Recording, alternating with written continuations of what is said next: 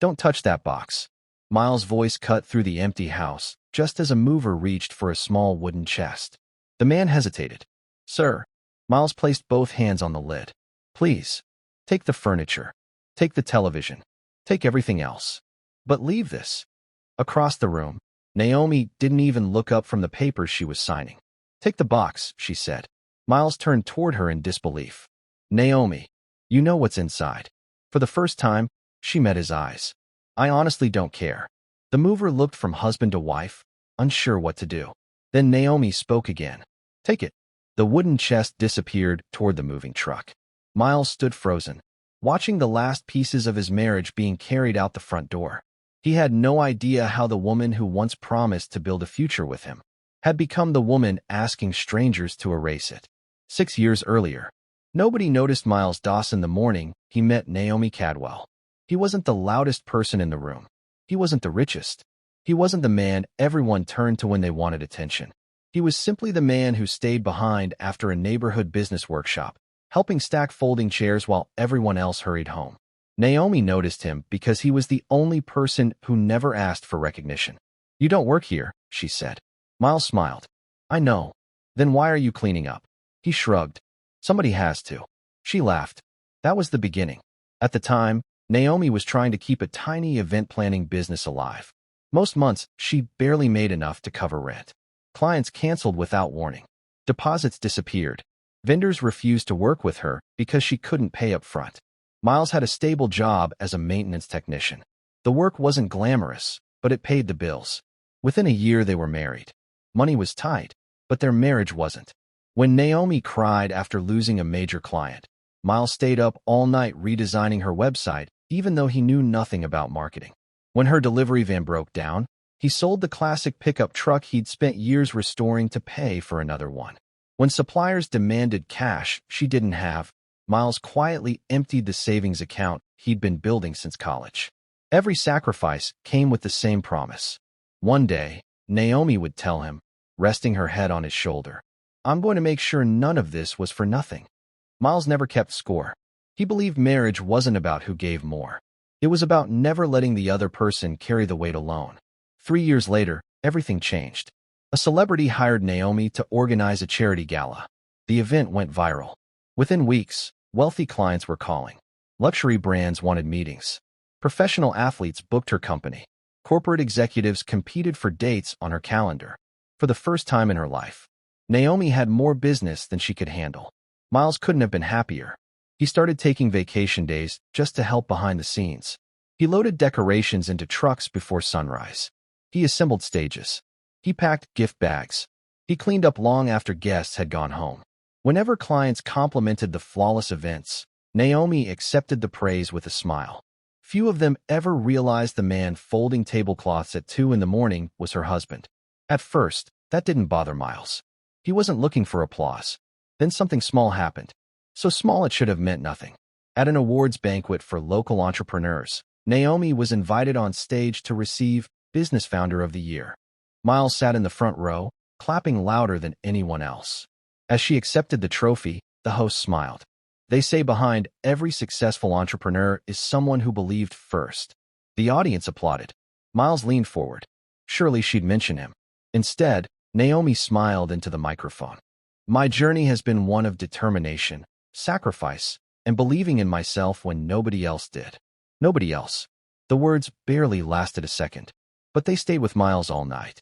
When they got home, Naomi carefully placed the trophy on the living room shelf. She stepped back and admired it. What do you think? She asked. Miles forced a smile. It suits you. She kissed his cheek, distracted by a notification on her phone.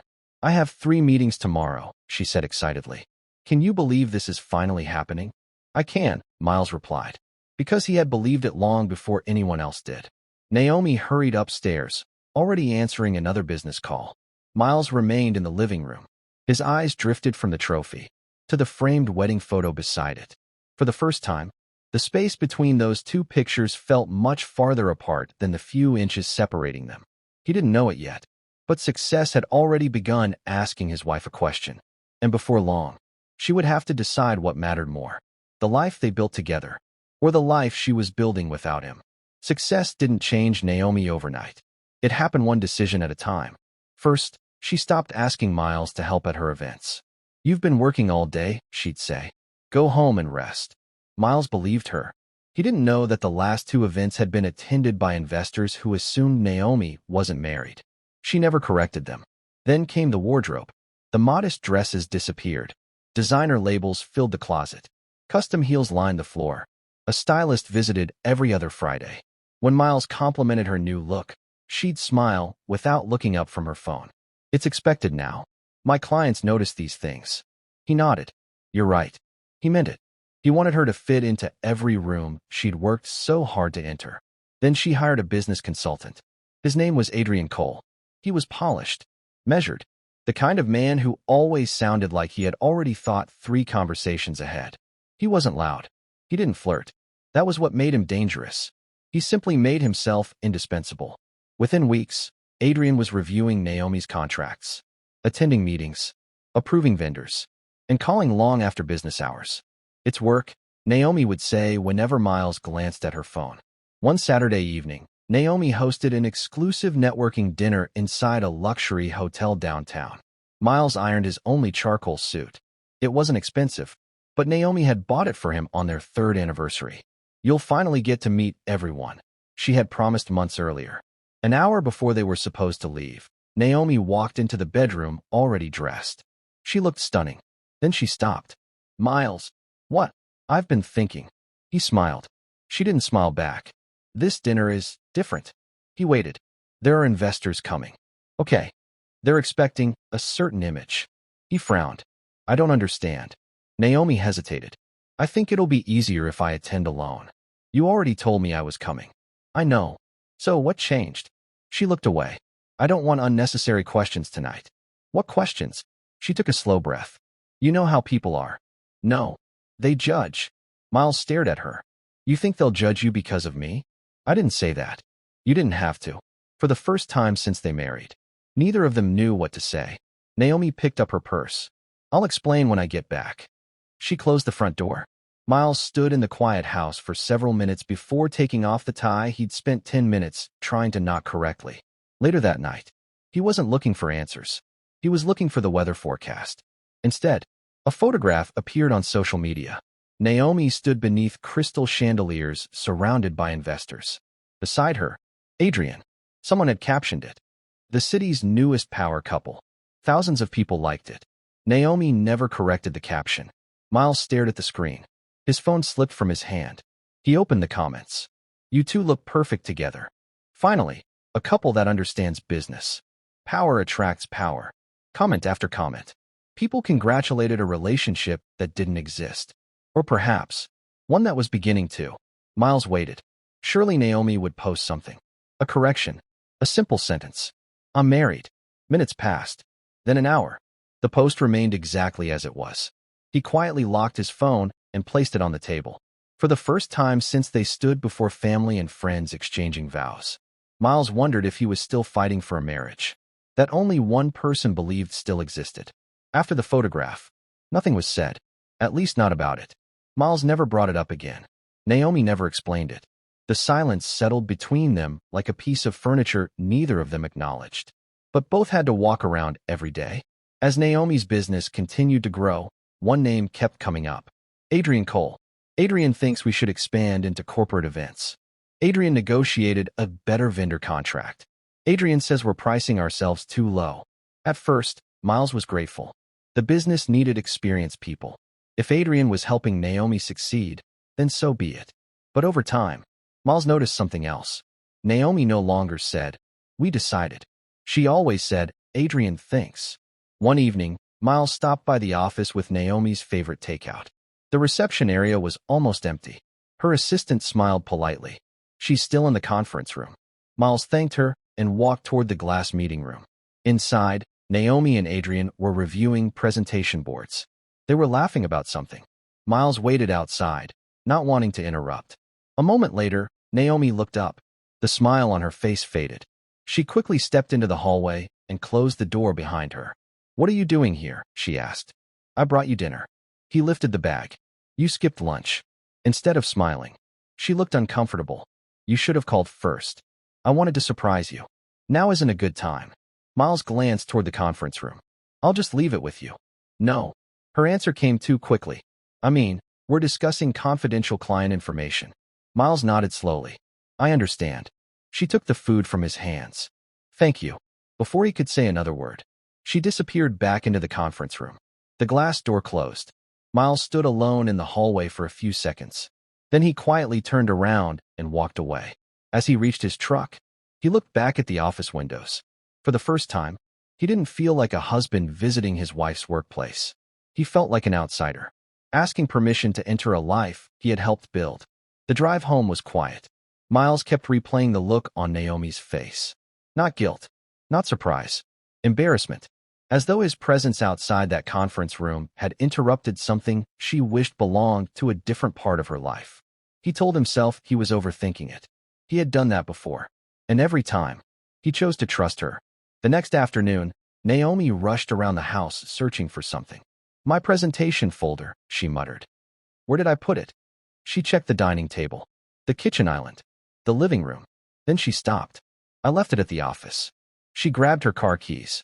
Halfway to the door, her phone rang. She answered immediately. Hi, Adrian. Miles couldn't hear the other side of the conversation. He only heard Naomi sigh. I can't leave now.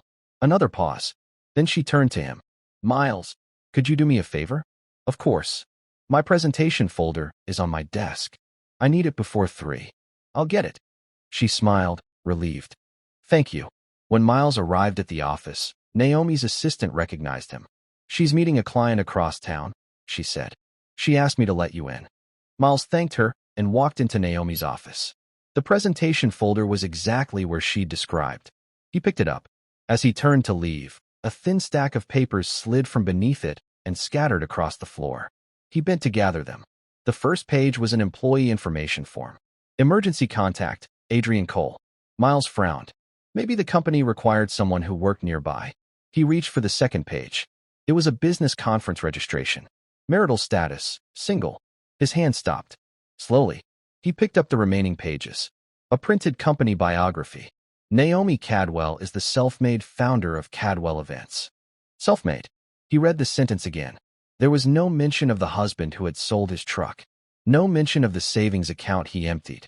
No mention of the nights he spent building tables, loading trucks, or cleaning up after events. To the world, she had built everything alone. Miles carefully placed every document back into the pile exactly as he had found them. He picked up the presentation folder. Then he quietly walked out. That evening, Naomi came home energized. The client loved the presentation, she said as she set her handbag on the counter. I knew they would, Miles replied. She smiled. You saved me today. He looked at her for a long moment. Then he asked quietly, why does your business profile say you're single? The smile disappeared from her face. She didn't answer. Instead, she looked away. And in that single moment of silence, Miles finally understood something he had been refusing to believe. Naomi wasn't simply growing away from him. She was rewriting her story, one that no longer had a place for her husband. A week after their 9th anniversary, Naomi came home with unexpected company. Her mother, Gloria Cadwell, stepped through the front door first, pulling 2 large suitcases behind her. Miles smiled warmly. Mrs. Cadwell, this is a surprise. Gloria barely acknowledged him. She looked around the house, her expression unreadable. So this is where my daughter has been living. Naomi kissed her mother on the cheek. I told you I'd finally convince you to visit. Miles reached for one of the suitcases. I'll take those upstairs. It's fine, Gloria replied sharply, keeping her hand on the handle. I can manage. It was the first sentence she spoke to him, and somehow, it already felt like rejection. At first, Miles blamed it on jet lag. Travel made people irritable. But by the 3rd day, he realized Gloria hadn't come for a visit. She had come to stay. She rearranged the kitchen without asking. She criticized how Miles folded laundry. She complained that the house smelled like cleaning products. She even replaced the family photos in the living room with newer portraits of Naomi from magazine features and business events. When Miles quietly placed one wedding photograph back on the shelf, Gloria removed it again before bedtime. Neither woman said a word about it. One evening, Miles came home carrying groceries. As he reached the front porch, he heard voices inside. The living room window was slightly open. You've worked too hard to keep carrying dead weight, Gloria said. Miles stopped walking. He isn't dead, wait, Naomi replied, though her voice lacked conviction. Then answer one question. When was the last time your husband helped you close a major client? Naomi didn't answer. When was the last time he walked into a room full of executives without embarrassing you? Another silence. Gloria continued. He's a good man. I'll give him that. But good isn't always enough. You've outgrown him. Miles stood frozen outside the door. Every instinct told him to walk away. Instead, he quietly unlocked the front door and stepped inside. The conversation ended instantly. Naomi looked startled. You've been standing there? I just got home. He carried the groceries to the kitchen. No one followed him. The next morning, Gloria made breakfast. Only 2 plates were on the table. Miles noticed immediately. Did I wake up late? Gloria looked up from her coffee. I assumed you'd already eaten. Naomi looked from her mother to Miles, then lowered her eyes. I'll make something, Miles said. No need, Gloria replied. There's cereal in the pantry. Miles forced a smile. Cereal is fine. He knew it wasn't about breakfast. It was about making sure he understood. He no longer belonged. Days turned into weeks. Gloria's opinions slowly became Naomi's decisions. Then one Friday evening, Naomi placed a folder on the dining table. I need to tell you something. Miles looked up. What is it? She slid the folder toward him. It was a property valuation report. Why do we have this? Naomi took a slow breath. I've been thinking about selling the house. Miles frowned. Selling it. The business has grown. I want something closer to the city. Somewhere that reflects where my life is now. He searched her face. When were you going to discuss this with me? She looked down. I wasn't sure how. Gloria spoke before Miles could respond. Sometimes decisions have to be made before emotions get in the way. Miles ignored her. Is this what you want? Naomi nodded. Yes. Miles quietly closed the folder. He didn't argue. He simply walked upstairs. That night, he opened the old wooden chest beneath the bed. Inside were birthday cards, anniversary letters, their wedding album, and a journal they had written together during the first year of their marriage. He turned the pages one by one. Every promise spoke about their future. Yet downstairs, every decision Naomi was making spoke only about hers. As dawn broke through the bedroom window, Miles closed the journal gently. For the first time, he allowed himself to consider the possibility that Naomi wasn't trying to fix their marriage anymore. She was quietly preparing to leave it behind. The change happened faster than Miles expected. It started on a Tuesday morning. He came downstairs dressed for work and found movers measuring the living room. One man was taking photographs. Another was writing notes on a clipboard. Miles frowned. Can I help you? The man looked confused. We're preparing the property. For what? Before he could answer, Naomi walked in. You weren't supposed to be home yet. Miles looked from her to the movers. Preparing it for what? She set her handbag on the kitchen counter. I'm selling the house. Miles searched her face, waiting for the smile that would tell him it was a joke. It never came. You already made that decision? Yes. When were you planning to tell me? I just did. Miles let out a slow breath. This is our home. Naomi folded her arms. It's in my name. He stared at her. Our home. She didn't respond. Instead, she turned to the movers. Go ahead. You can continue. For the next 3 days, strangers walked through the house. Couples, real estate agents, investors. Every time the front door opened, another piece of Miles' dignity disappeared. He stopped sitting in the living room. He stayed in the garage after work until the viewings were over. It hurt less that way. On Friday afternoon, he arrived home carrying groceries. The driveway was full. A moving truck stood outside. His stomach felt uneasy. He hurried inside. Cardboard boxes covered the floor. The family photographs were gone.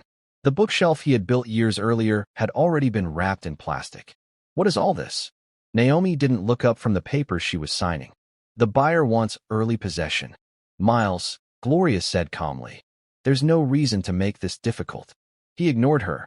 He looked only at Naomi. You said you were selling the house. I didn't know you meant today. The paperwork moved faster than expected. And you couldn't call me? There wasn't anything to discuss. A mover walked past carrying a small wooden chest. Miles' heart skipped. Wait. The man stopped. Miles crossed the room quickly. Don't take that. He rested a hand on the lid. Everything else can go. Just leave this one. Naomi finally looked over. Take it. Miles turned to her. Naomi, that box is mine too. It isn't about money. You know what's inside. She gave a tired sigh. I honestly don't care. He lowered his voice. Those are our letters. Our wedding album. The journal we wrote together. The promises we made before we had anything. For the first time, something flickered across Naomi's face. Then Gloria spoke. They're just old papers. Naomi's expression hardened again. Take the box. The mover looked uncomfortably between them. Miles slowly removed his hand. The chest disappeared toward the truck. He watched it go, feeling as though someone had carried away the last proof that his marriage had ever been real. Naomi finished signing the final page. She walked over to Miles. I've arranged a hotel for 3 nights. He frowned. What are you talking about? You'll need somewhere to stay until you figure things out. He stared at her. You want me to leave? The new owner takes possession tonight. This is my home. It was. The word echoed in the empty living room. Miles looked around. Every corner held a memory. The wall where they'd measured future children's heights. The kitchen where they'd danced while cooking cheap dinners. The staircase where Naomi had once sat crying after losing her first client, and he had promised they would never give up. Every memory was still there. Only the people had changed. But I'm your husband, he said quietly. Naomi looked away. I know. I worked every extra shift because we had a dream. I believed in you before anyone else did. I know. I stood beside you when nobody knew your name. I know. His voice cracked. Then how did we get here? For several long seconds, Naomi said nothing. When she finally spoke, her words were almost emotionless. I've become someone different, and you no longer fit into my life. The sentence hung in the air. Miles closed his eyes. When he opened them again, there was no anger, only disappointment. He bent down, picked up the worn duffel bag he had packed that morning, and walked toward the front door. No one stopped him. As he reached the porch, the rain began to fall. He looked back one last time. Naomi was already discussing furniture with the new owner. She never noticed him leave. Miles stepped into the rain with nothing but a duffel bag and nowhere to go, and the clothes he was wearing. He had lost his home. Naomi believes she's finally free. Miles spent his first night in a modest roadside motel on the edge of the city. The room smelled of old carpet and bleach. His duffel bag sat untouched in the corner. He didn't sleep much. Every time he closed his eyes, he saw movers carrying away the wooden box that held the story of his marriage. Just before sunrise, he folded the motel blanket, made the bed, and checked out. Old habits. No matter how much life hurt him, he still believed in leaving things better than he found them. He drove to work earlier than usual. His supervisor, Mr. Whitaker, looked surprised. Miles, you're here an hour early. I couldn't stay where I was. Mr. Whitaker noticed the duffel bag. He didn't ask questions. Instead, he handed Miles a set of keys. The maintenance apartment upstairs has been empty for months. Miles frowned. The one over the warehouse. Mr. Whitaker nodded. It isn't much, but it's clean. You can stay there until you get back on your feet. For the first time in weeks, someone had shown him kindness without asking for anything in return. Thank you, Miles said quietly. You've helped this company for 9 years, Mr. Whitaker replied. Let us help you for a change. While Miles unpacked his few belongings into the small apartment, Naomi was settling into her new life. The new house was exactly what she had wanted. Bright, modern, elegant. Every room looked like it belonged in a luxury magazine. Gloria couldn't stop smiling. I told you this day would come. Naomi smiled back. For the first time in months, she felt relieved. No arguments. No guilt. No reminders of the life she believed she'd outgrown. That Friday evening, Adrian arrived carrying a bottle of champagne. To new beginnings, he said. Gloria happily brought out 3 glasses. Naomi raised hers. To success. The glasses touched. For a little while, everything felt perfect. The following Monday, Naomi walked into her office expecting another busy week. Instead, she found 3 employees whispering near the reception desk. The moment they saw her, the conversation stopped. She frowned. Is everything okay? One of them forced a smile. Of course. But something felt different. Her assistant hurried over. There are 2 clients waiting in conference room B. They're upset. About what? They've asked to terminate their contracts. Naomi blinked. Both of them. Her assistant nodded.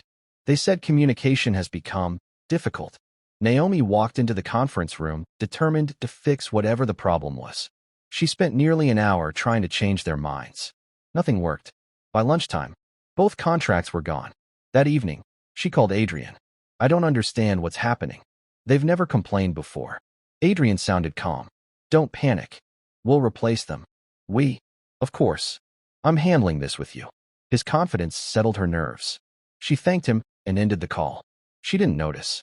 He never once sounded surprised that the clients had left. Across town, Miles had started rebuilding his own routine. He worked, returned to the small apartment, cooked simple meals, read a few pages before bed. The silence still hurt, but every day, it hurt a little less. One evening, while organizing his duffel bag, he found something tucked inside a side pocket. It was their wedding photograph, small enough to fit in his wallet. The movers had taken almost everything, but somehow, this one picture had stayed with him. He looked at it for a long time. Then he smiled sadly. Goodbye, Naomi. He slipped the photograph into a drawer, closed it gently, and for the first time since leaving the house, he stopped waiting for her to come back. At that exact moment, across the city, Naomi's phone lit up. It was Adrian. His voice was unusually serious. We need to talk. Now. Naomi's smile faded. What happened? There was a pause. Then Adrian said the last word she expected to hear. I made a decision without asking you. Her heart began to race. Naomi arrived at Adrian's office 20 minutes later. He wasn't alone. Two senior managers from the company were sitting across the conference table. No one smiled when she walked in. What happened? Naomi asked. Adrian folded his hands. I've accepted another offer. She frowned. What do you mean? I'm leaving. The words hung in the room. You can't be serious. I've already signed the agreement. You never discussed this with me. You've been making decisions on your own for months, Adrian replied evenly. I figured I'd do the same. Naomi stared at him. What about our clients? They'll decide who they want to work with. Our staff. They'll decide too. For the first time, Naomi realized how much of the business had slowly begun revolving around Adrian. And now, he was walking away. The following week was worse. One by one, longtime clients canceled their contracts. Some followed Adrian.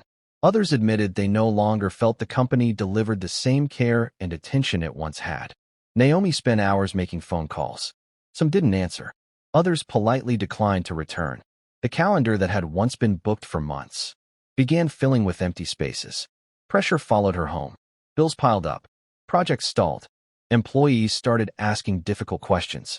Gloria dismissed every concern. They'll come back. They always do. But they didn't. One evening, Naomi opened her laptop to review the company's finances. She froze. Several vendor payments had never been made. Event deposits had been spent before services were delivered. Refund requests were piling up. She immediately called Adrian.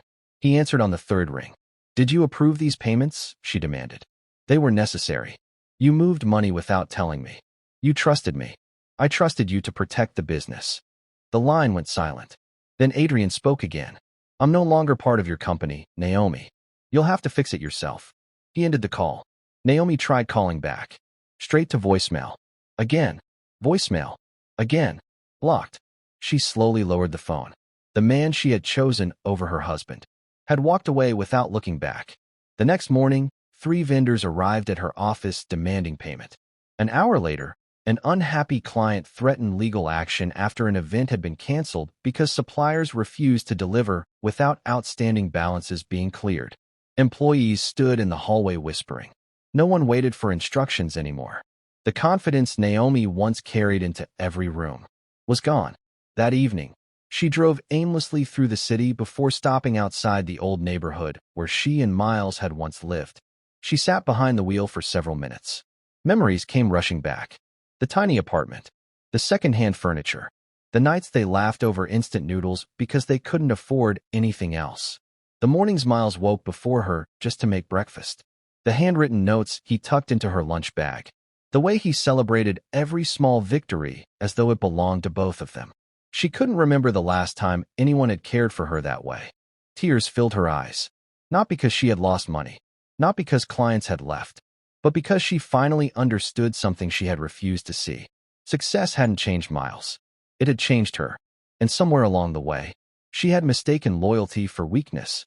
She rested her forehead against the steering wheel and whispered the words she should have said months earlier. I'm sorry, but the only thing that answered her was silence. Because for the first time since she met Miles, she didn't know where to find him. For 3 days, Naomi called Miles. Every call went unanswered. She sent messages. None were delivered. She drove back to the old house, forgetting for a moment that it no longer belonged to either of them. She sat outside until the new owners politely asked if they could help her. Only then did reality settle in. Miles was gone, and she had no idea where to find him. She drove to his old workplace. The receptionist recognized her immediately. "I'm sorry," Naomi said. "I'm looking for my husband, Miles Dawson." The receptionist hesitated. "He still works here." Naomi's heart lifted. "Can I see him?" Before the receptionist could answer, Mr. Whitaker stepped out of his office. He looked at Naomi for a long moment. "You must be Naomi." She nodded. "I need to speak with Miles." Mr. Whitaker's expression remained calm. "You needed him months ago." The words struck harder than he intended. "I know," Naomi whispered. "I made a terrible mistake." He studied her face. For the first time, he didn't see the confident businesswoman Miles used to describe with so much pride. He saw someone carrying regret. "I'll ask if he's willing to see you," he said. "But understand this. He doesn't owe you a conversation." Miles was repairing a broken loading dock when Mr. Whitaker found him. "Someone's here." Miles tightened the last bolt before looking up. "Who?" "Naomi." His hand stopped moving. For several seconds, he said nothing. "You don't have to see her," Mr. Whitaker added. Miles wiped the grease from his hands with a clean cloth. "I'll talk to her." Naomi was waiting outside beneath a large oak tree. The moment she saw him, she stood. Neither of them moved. Months earlier, Miles would have rushed toward her. Now, he simply stood where he was. "You look well," Naomi said quietly. "So do you." It wasn't true. The dark circles beneath her eyes told a different story. She tried to smile. It disappeared almost immediately. "I've been looking everywhere for you." "I know." "You knew?" "Mr. Whitaker called me the first day you came." Naomi lowered her eyes. "You knew I came back." "Yes. But you never called." Miles took a slow breath. "I didn't think there was anything left to say." Tears filled her eyes. "There is." "I'm sorry." The words came out broken. So sorry. I was ashamed of you. I let people convince me that success meant leaving behind the people who helped me get there. I chose someone who only loved what I could give him. And I threw away the only person who loved me when I had nothing." She covered her face. "I don't know how I became that person." Miles listened without interrupting. When she finally looked up, he spoke softly. "Can I ask you one question?" She nodded. "When did you stop seeing me?" Naomi frowned. "What do you mean?" "You stopped seeing the man. You only saw the job. You only saw the paycheck. You only saw the clothes I wore." He paused. "But you forgot something." "What?" Miles looked her straight in the eyes. "Every version of me was trying to love you. I was the same man when we couldn't afford dinner. The same man when your business was struggling. The same man when you became successful. I never changed." His voice remained steady. "You did." Naomi began crying openly. "I know. I'd give anything to undo it." Miles nodded gently. "I believe you."